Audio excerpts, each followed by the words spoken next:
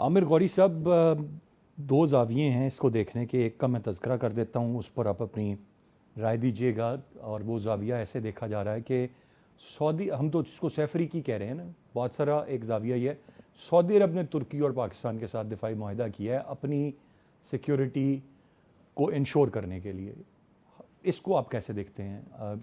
बहुत जगह पे काम, तासुर और ख्याल ये भी उभर रहा है, और फिर बयानात भी आए हैं, ईरान से भी कुछ बयानात आए हैं इस हवाले से। How do you see them?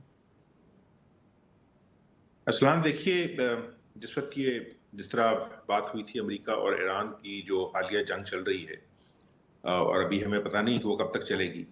मेरा अपना ये ख्याल है कि दोनों मुल्क जो हैं ये इस मामले को फिट्स एंड स्टार्ट्स के अंदर, जो अमेरिका का मिड टर्म इलेक्शन है उस वक्त तक तो लेके जाएंगे, इसलिए कि उसके अंदर एक पता लगेगा कौन सा फरीक जो है उसका अपर हैंड है। लेकिन उस दरम्यान में ये बात चल पड़ी थी कि ये जो रीजन है इसको एक नए सिक्योरिटी आर्किटेक्चर की ज़रूरत है। और ज़रूरत इस वजह से है, मैं इसको थोड़ा सा जो है ना ब्रॉडन करूंगा। मेरा हो सकता है पर्सपेक्टिव जो है, मेरे दोस्त उनको पसंद भी आए, हो सकता है वो एग्री करें या डिसएग्री करें। ठीक। देखें, 1990s के अंदर जब किताब लिखी गई थी ना हंटिंगटन की, क्लैश ऑफ सिविलाइजेशन, तो उसके अंदर जो माइंडसेट था अमेरिका के अंदर उभरता हुआ, उसके अंदर जो फ्यूचर के चैलेंजेस थे उसमें जो चाइनीज सिविलाइजेशन है और फिर मुसलमान सिविलाइजेशन का भी ताल्लुक जो है खदशा जाहिर किया गया था। हमें दुनिया जो है वो अलग-अलग मुल्कों के तौर पे नहीं देखती। हमें वो समझते हैं कि मुस्लिम ब्लॉक जो है, जिस वक्त हम अपने आप को मुस्लिम उम्मा कहते हैं, तो फिर ये बहुत बड़ा डिस्टिंक्टिव एक चंक है जिसको हम मिडल ईस्ट कहते हैं। अगर आप उसमें इंडोनेशिया, मलेशिया को एक तरफ रखते हैं जो फार ईस्ट में है, या फिर जो मगरब के मुल्क हैं, यानी इजिप्ट से शुरू होके और अभी समझिए कि उसके अंदर लीबिया भी आ जाता है, ट्यूनिस भी आ जाता है, मोरक्को भी आ जाता है, और नीचे सूडान वगैरह, वो इस झगड़े से फिलहाल बाहर है। ये खिता जो है ये पिछले कम से कम 30, 40, 50 साल से मुसलसल जो दुनिया के बदमाश हैं उनकी जारियत का निशाना है। इसके अंदर मुल्क जो है उनको तोड़ा गया है, इसके अंदर हुकूमतें जो है वो गिराई गई हैं, और इसकी जो भी वेल्थ है, चाहे उसको ऑयल एंड गैस की वेल्थ कह दें या मुसलमानों की जो कलेक्टिव स्ट्रेंथ है उसको समझ दें, क्योंकि वो सारी दुनिया में फैले हुए। यूरोप के अंदर जो मुसलमान हैं सारे के सारे, माइग्रेंट्स का इशू बहुत बड़ा है, वो ये समझते हैं जबकि इशू उठेंगे तो इनके टांटे जो हैं वो अमेरिका, नॉर्थ अमेरिका में भी फील किए जाएंगे, यूरोप के अंदर भी। तो इसलिए इसके अंदर जो साइजेबल साइज के मुल्क हैं उनको किसी तरह तोड़ा जाए। और उसके अंदर आपको याद हो, मतलब इसके ऊपर बेपराह थीसिस जो है वो लिखे गए हैं, उसमें पाकिस्तान का भी नाम है, ईरान का भी नाम है, इराक के साथ तो उन्होंने हरकत की है, ठीक है ना।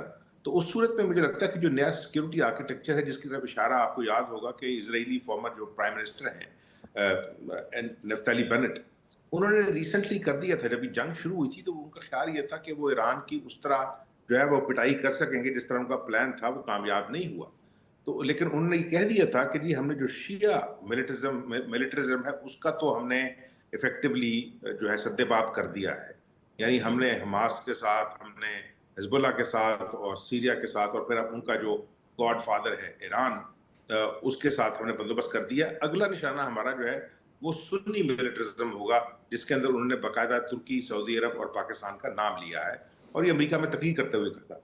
अब ये जो चीज़ है जो हुई है, मेरा ख्याल है चूंकि इसकी बात चल रही थी, हो सकता है इस तरह आपने इशारा दिया है कि इसमें इजिप्ट भी शामिल हो जाए। देखो, इजिप्ट को जो है कोई खतरा इसराइल से इसलिए नहीं है कि 1978 से उसके साथ एक मुआहदे के अंदर बंधा हुआ है कैंप डेविड के बाद, और जितना कुछ होता रहा है पैलेस्टाइन के अंदर और आसपास, उसमें इजिप्ट इस तरह बैठा था नींद करके जिस तरह उसको कोई फिक्र ही नहीं है।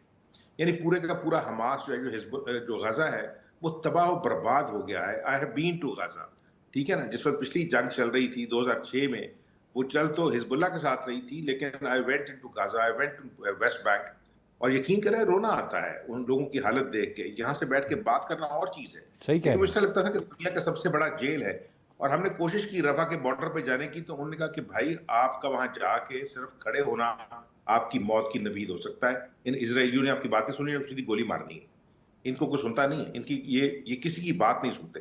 तो आप जिस तरफ इशारे कर रहे हैं, देखें खतरा तो आने वाले फ्यूचर में, जिस तरह आपने कहा कि शायद हिंदुस्तान जो है वो इजराइल के साथ किसी दिफाई मुआहदे के अंदर शामिल हो जाए। आमिर साहब, मैं एक चीज़, अभी जो आपने पूरी की पूरी ये पूरी सिचुएशन बयान की, तो it takes us back to the time جب 70s میں ایک کوشش ہوئی تھی اور تب اسلامی ممالک کے سربراہان کو اکٹھا کرنے کا ایک سلسلہ ہوا تھا. ناؤ 50 سال ڈاؤن دا لین آج ہم ایک دوسرے کے ساتھ دفاعی معاہدے کر رہے ہیں. اس درمیان کچھ ایسا بڑا نہیں ہوا ہے.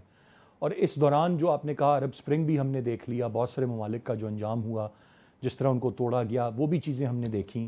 جس طرح سے ان کے لیڈرز کو ایلیمنیٹ کیا ہم نے, وہ بھی دیکھا. یہ پوری دنیا اس وقت, ہم تو ایک معاہدہ کر رہے ہیں, یہ 3 ممالک ہیں, کل کو 4-5 اسلامی ممالک ہیں. دنیا کیسے پرسیو کرے گی اور ان کے کیا پلانز ہوں گے اس پہ, یہ ایک بڑا سوال ہے جو پھر اٹھتا ہے. نہیں دیکھیں, دنیا جو ہے اس میں دنیا کو آپ ایسے کریں, 2 ملکوں کو علیحدہ کر لینا, امریکہ اور اسرائیل کو علیحدہ کر لیں, ٹھیک ہے نا. یہ وہ ملک ہیں جن کی ہر وقت خواہش رہتی ہے کہ وہ دنیا کے مختلف ممالک پہ حملے کریں, ان کے ریسورسز جو ہے وہ ان پہ یا قبضہ کریں یا ان کو تباہ کریں, ٹھیک ہے.